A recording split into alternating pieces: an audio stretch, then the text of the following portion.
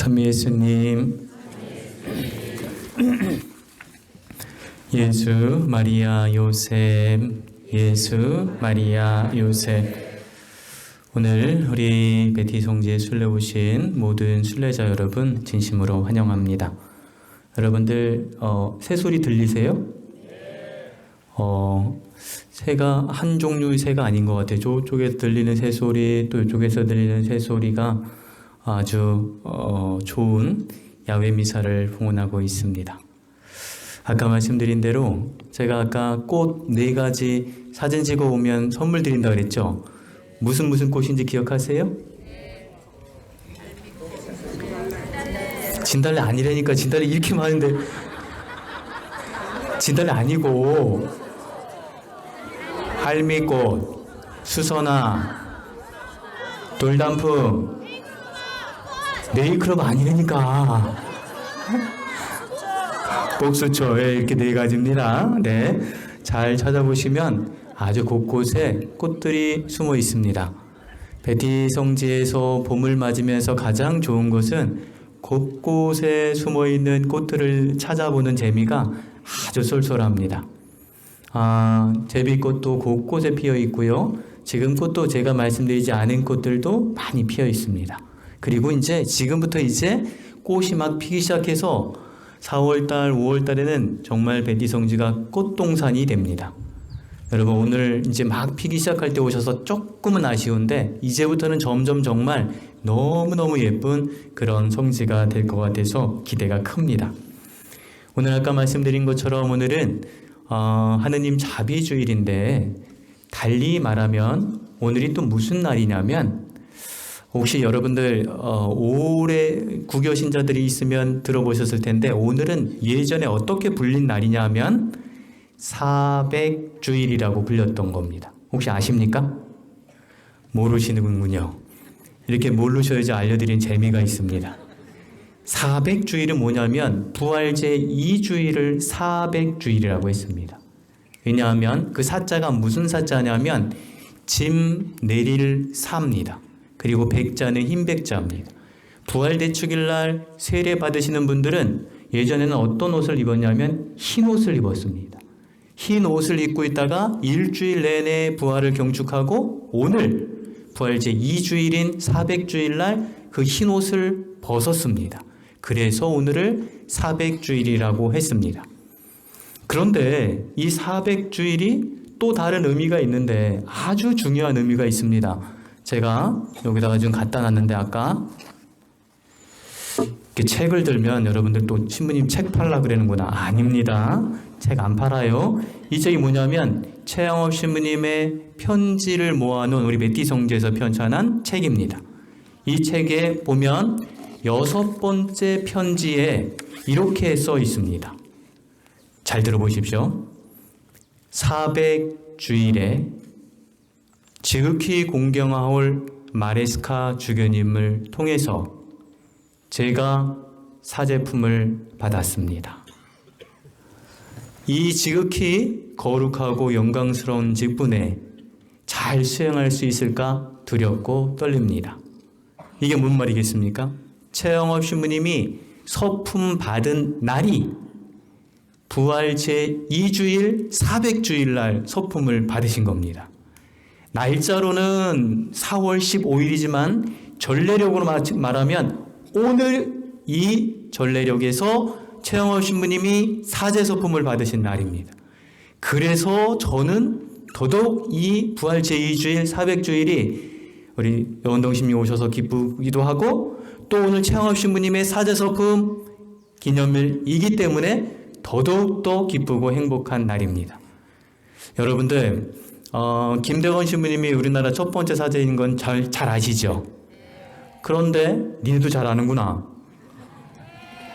네, 그래. 그런데 김대건 신부님하고 최영업 신부님하고, 이건 제 개인적인 소견입니다. 역사학자들이 말하는 건 아닌데, 저는 어떻게 생각하냐면 최영업 신부님하고 김대건 신부님하고 부제서품은 같은 날 받으셨어요.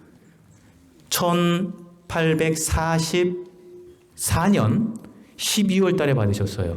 그런데 이렇게 말하면 또 팔이 너무 안으로 굽는다고 뭐라 그러실 분이 있을지 모르겠는데 최영업 신부님하고 김대건 신부님하고 부제품을 같은 날 받으셨어요. 같은 날. 그런데 부제님도 성직자인 거 혹시 아시죠? 네. 부제님도 성직자입니다. 부제님도 성직자이면 우리나라 최초의 성직자가 누구냐? 우리 대부분 김대건 신부님 알고 있잖아요. 그런데 가만히 생각해 보면 부제님도 성직자라면 김대건 신부님하고 최영원 신부님하고 부제품을 같은 날 받았어요. 그런데 여기서 중요한 게 뭐냐면 생일이 누가 더 빠르냐는 거죠. 생일이 누가 더 빨라요? 최영원 신부님은 3월 1일, 김대건 신부님은 8월 21일 이거든요. 그러니까 김대건 신부님하고 최영원 신부님 중에서 생일이 최영원 신부님 더 빨라. 그러면 주교님이 우리나라 최초의 성직자로 부제품을 주실 때 김대건 신부님 머리 위에 먼저 손을 얹었을까? 최영원 신부님 머리 위에 먼저 손을 얹었을까? 난 아무리 생각해도 최영원 신부님이 생일이 빠르시니까 최영원 신부님 머리 위에 먼저 손을 얹어서 기도해 주시지 않았을까요? 그렇다면 우리나라의 최초의 성직자는 한 5초 빠르게 최영원 신부님이지 않을까라고 혼자 생각을 하는 겁니다. 제 말이 틀렸으면 틀리다고 말씀해 보십시오. 아마 대부분의 사람들이 이런 생각은 참 안 해볼 겁니다. 그리고 그게 중요한 거 아닙니다. 안 중요한데 저한테만 중요합니다. 저는 우리나라 최초의 성직자는 김대건 신부님보다 최영원 신부님이 우리나라 최초의 성직자인데 라는 생각이 불쑥불쑥 들고 오늘같이 최영원 신부님이 서품 받으신 날이면 더더욱 그런 생각이 든다라는 말씀입니다. 그런데 김대건 신부님 지금 이미 성인이 되셨고 로마 교황청에 아주 큰 동상까지도 세울 정도로 온 세계의 사람들한테 사랑받고 존경받고 그러시는데 우리 최영원 신부님은 아직까지도 가경자라는 게 너무 속상하지 않습니까? 저만 속상한가요? 그렇죠. 그래서 저는 최영원 신부님이 김대건 신부님만큼 훌륭하고 그분만큼 고생하셨고 그분만큼 눈물과 땀으로 신자들을 위하신 최영원 신부님이 빨리 시복되시고 희성되셔야 된다고 아주 강력하게 생각을 하고 주장하는 바입니다. 이걸 저 이번에 국회의원 선거 나오나요? 여러분들 너무너무 잘 오셨고요. 여러분들한테 부탁드리려고 말씀드리는 거예요. 최영원 신부님의 빠른 시복과 희성을 위해서 여러분들이 기도를 많이 해주시기를 청하면서 오늘 여러분들에게 부탁드리려고 이 말씀을 드리는 겁니다. 오늘 여기 잘 오셨고요. 잘 오셨고 오셨으니까 여러분 기도문도 가져가시고 그래서 최영원 신부님의 시복과 희성을 위해서 계속해서 열심히 기도해 주시기를 정말 많이 부탁을 드립니다. 원래는 4월 15일이라 다다음 주 월요일 날 우리 베티 성제는 올해 월요일 날은 수님들하고 저금한 미사를 하는데 그날은 4월 15일 날은 오전 11시에 신자분들과 함께 최영원 신부님의 서품 기념일 미사도 봉헌할 겁니다. 혹시 시간 되시면 4월 15일 월요일 날 11시에 대구에서 못 오실 가능성이 크지만 또 여러 곳에서 오시는 분들 초대하니까 오시면 좋겠습니다. 오늘 복음으로 좀 들어가 볼까요? 오늘 복음에 들어가면 너무너무 재미있는 게 많이 있어요. 예수님이 십자가에 못 박혀서 참혹하게 돌아가셨어요. 돌아가신 뒤에 제자들은 유다인들이 너무 무서워서 두려워서 문을 꽁꽁 걸어 잠그고 숨어 있었는데 글쎄 예수님이 문도 안 열고 딱 나타나신 겁니다. 문도 안 열고 문으로 통과된 것도 아닌데 딱 나타나셨어요. 그리고는 제자들한테 말씀하십니다. 뭐라고요? 평화가 너희와 함께 라고요. 우와, 주일학교 잘 대답하는데 평화가 너희와 함께 라고 대답하시면서 이렇게 말씀하셨어요. 자, 내 손에 있는 못자국을 보아라. 내 옆구리에 있는 창자국을 보아라. 이런 생각이 안 드십니까?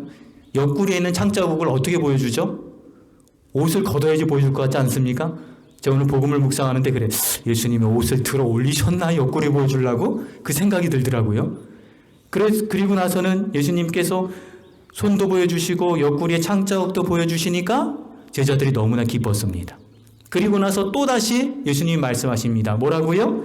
평화가 너희와 함께 라고 하시면서 숨을 벌어 넣어주시면서 이렇게 말씀하십니다. 성령을 받아라. 누구의 죄든지 너희가 용서해주면 죄를 용서받을 것이다 라고 말이죠. 그리고 나서는 예수님께서 이제 잠시 딴 데로 가신 것 같아요. 가시자 밖에 나가 있던 토마스가 들어왔습니다. 토마스가 들어와서는 제자들을 만나자 제자들이 다른 제자들이 이랬습니다. 우리는 주님을 배웠어 라고요. 그랬더니 토마스가 뭐라 합니까? 나는 절대로 못 믿겠어. 내 눈으로 직접 그분의 손에 있는 못자국을 보고 옆구리에 있는 창자국을 보고 내 손가락으로 그분의 손에 있는 못자국에 손을 넣어보고 옆구리에 또 손을 넣어보지 않고는 결코 믿지 못하겠소 라고 말했습니다.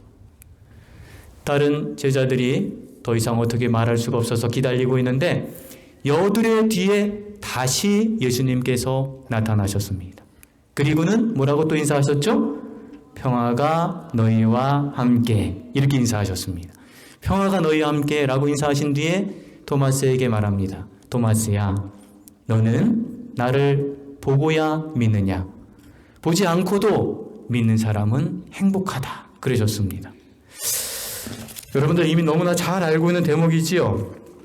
그런데 여러분들 혹시 이것도 아주 옛날 얘기인데 저는 오늘 복음을 읽을 때마다 생각나는 게 있어요. 구교신자분들은 잘 아실 텐데 저는 우리 아버지랑 제가 어렸을 때 미사를 봉헌하실 때 우리 아버지가 항상 신부님이 성체를 이렇게 고향 성체를 하시잖아요. 성체를 올릴 때마다 우리 아버지가 뭐라고 혼자 중얼중얼 거리셔요. 그 다음에 또 성효를 딱 높이 드시면 우리 아버지가 혼자 중얼중얼 거리셔요.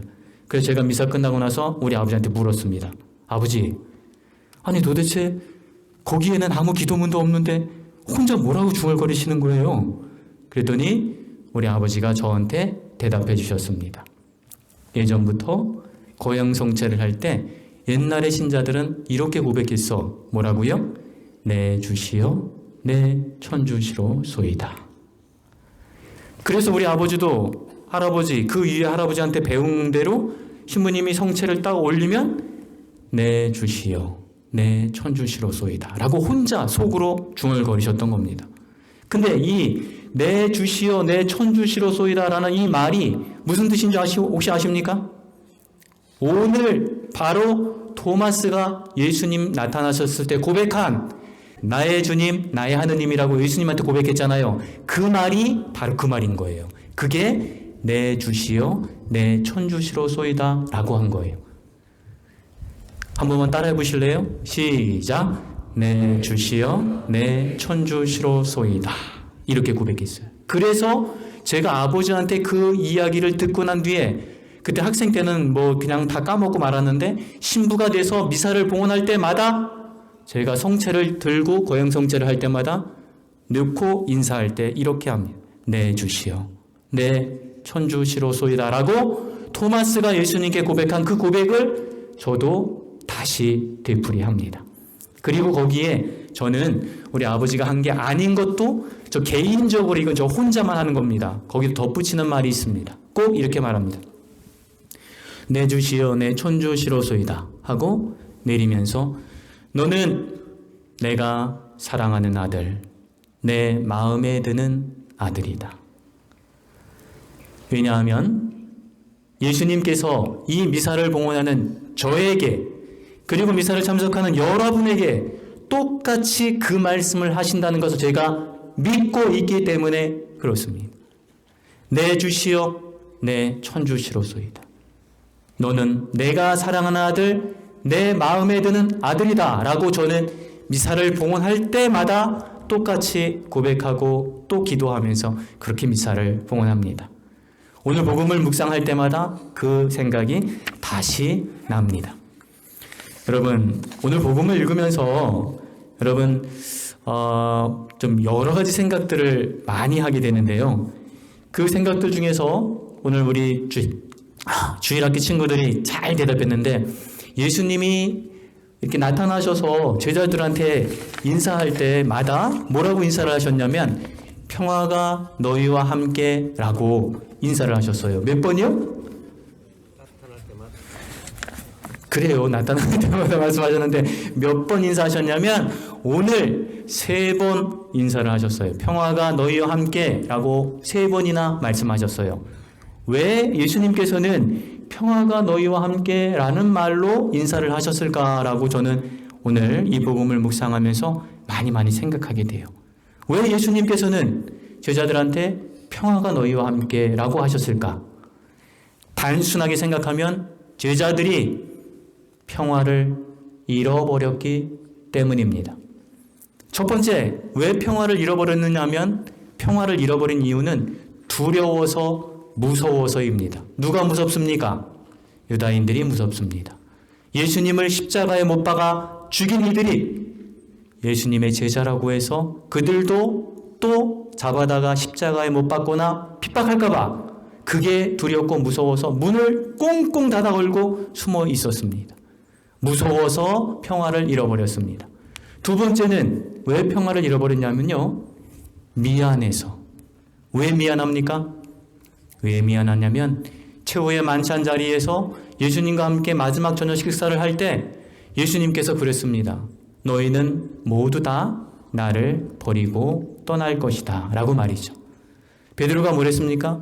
주님, 저는 죽는 한이 있어도 절대로 예수님을 떠나지 않습니다 라고 했더니 예수님이 너는 닭이 울기 전에 나를 3번이나 모른다고 할 것이다 라고 하셨습니다. 그래서 제자들은 절대 그렇지 않다고 박박 우기면서 나는 안 떠납니다 라고 했는데 현실적으로는 사람들이 예수님을 붙잡으러 왔더니 어떻게 했습니까? 다 버리고 떠나갔습니다.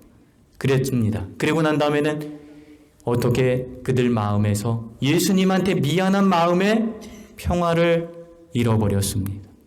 그래서 평화를 잃어버린 상태입니다. 또 세 번째는 왜 평화를 잃어버렸을까를 생각해 보면 아직까지도 제자들은 예수님이 부활할 것을 믿지 못하는 의심 때문에 평화를 잃어버린 상태입니다. 자, 여러분들한테 한번 여쭤보겠습니다. 여러분 평화로우십니까? 다행입니다. 아주 다행입니다. 그러나 여러분들이 가지고 있는 그 평화를 어느 순간에 또 잃어버릴 수도 있습니다. 왜냐하면 두려워서, 왜냐하면 미안해서, 왜냐하면 의심을 품어서 말이죠. 저는 참 오늘 평화에 대해 생각하다 보니까 왜 내가 어느 때 많이 두려워할까 생각을 해봤는데 진짜 많이 두려워합니다. 어떤 경우에는 건강을 잃을까 봐도 두려워하고 돈이 부족할까 봐 두려워하고 여러분 안 그러십니까? 치매 걸릴까 봐도 두려워하고 온갖 많은 것들 그 두려움들 때문에 여러분들 살아가면서 지금은 평화로우실지 모르겠는데 평화를 또 잃어버릴 가능성이 얼마나 많은지 모릅니다. 매일같이 살아가면서 정말 많이 평화를 잃어버립니다. 저는 어느 때까지 평화를 잃어버리냐면 사람들의 태도에서 얼굴에서 눈빛에서도 평화를 잃어버리는 경우가 많습니다. 어떤 사람을 바라보는데 그 사람이 나를 무시하는 눈빛으로 바라보면 내 마음이 막 평화가 다 어디 도망가 버렸어요. 내가 친절하게 말하는데 그 사람이 퉁명하게 말하면 어디 갔지 내 평화? 내가 갖고 있던 평화 다 사라져 버렸습니다. 여러분들이 갖고 있는 평화도 어쩌면 지금 가지고 있는 평화도 금방 또 잃어버릴지도 모릅니다. 두 번째, 미안한 마음 때문입니다. 여러분 살면서 안 미안하십니까? 아내한테도 미안하고요. 남편한테 미안하고요. 자식들은 부모에게 미안하고 또 자녀에게도 미안하고 주변의 이웃에게도 미안하고 미안한 경우가 얼마나 많습니까? 그 미안하면 또 평화를 잃어버립니다. 의심을 품을 때 또 평화를 잃어버리죠. 여러분 예수님 믿고 있지요? 하느님 믿습니다. 영원한 생명도 믿습니다. 그런데 가끔씩 치 올라오는 내 마음속에 있는 의심들은 내가 갖고 있는 평화를 잃어버리게 만듭니다. 그럴 때 예수님께서 여러분 제자들에게 하신 평화가 너희와 함께라는 그 말씀을 기억하십시오. 그리고 예수님이 주시는 평화는 내가 뭔가를 두려워서 잃어버리는 그 평화를 예수님은 다시 주실 거고요. 내가 미안해서 잃어버리는 평화 다시 주실 것이고요. 내가 의심 때문에 잃어버린 평화 나에게 다시 주실 것입니다. 그럴 때 여러분들은 이렇게 말씀하시면 됩니다. 나의 주님, 나의 하느님이라고 여러분들이 내가 평화를 잃어버리는 그 순간 정신을 바짝 차리고 나의 주님, 나의 하느님, 제가 잃어버린 그 평화를 돌려주십시오 라고 청하시기만 하면 제자들처럼 여러분은 잃어버린 평화를 다시 찾으실 수 있습니다. 오늘 이 자리에 여러분들이 순례를 오셨고요. 이 야외에서 따뜻하고 바람도 솔솔 불고 새소리도 들리는 이 자리에서 미사를 봉헌합니다. 너무나 평화롭습니다.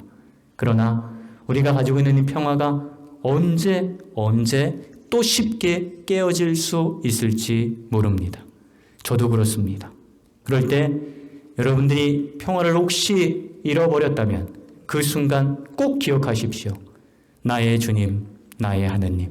그리고 예수님께서 3번이나 제자들에게 평화를 빌어주셨던 것처럼 여러분이 어려움 중에도 괴로움 중에도 항상 주님께서는 여러분에게 잃어버렸던 평화를 다시 주시고자 하신다는 것을, 그래서 내가 예수님께 나의 주님, 나의 하느님이라고 고백하는 그 순간 여러분은 잃어버렸던 평화를 되찾을 수 있다는 것을 꼭 기억하실 수 있기를 바랍니다.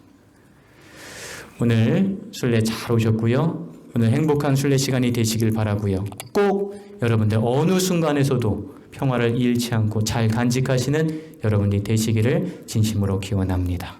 아멘.